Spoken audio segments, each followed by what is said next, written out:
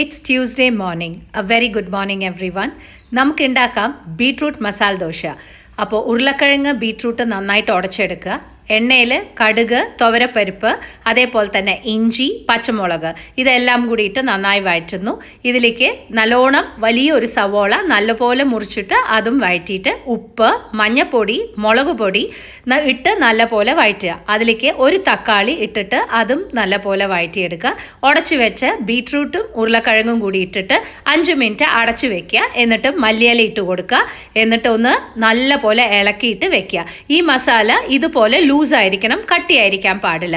ഇനി ദോശക്കല്ലിൽ വെള്ളം തെളിക്കുക. എന്നിട്ട് ദോശ ഉണ്ടാക്കുക.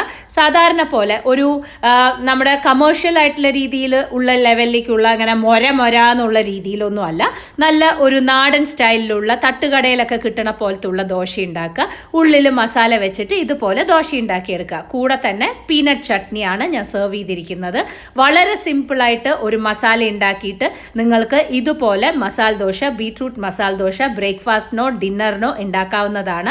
ഈ ഒരു ചട്നി വറുത്തിടും കൂടി വേണ്ട. അപ്പൊ ഉണ്ടാക്കി നോക്കുന്ന പ്രതീക്ഷിക്കുന്നു. അപ്പൊ നമുക്ക് നാളെ കാണാം.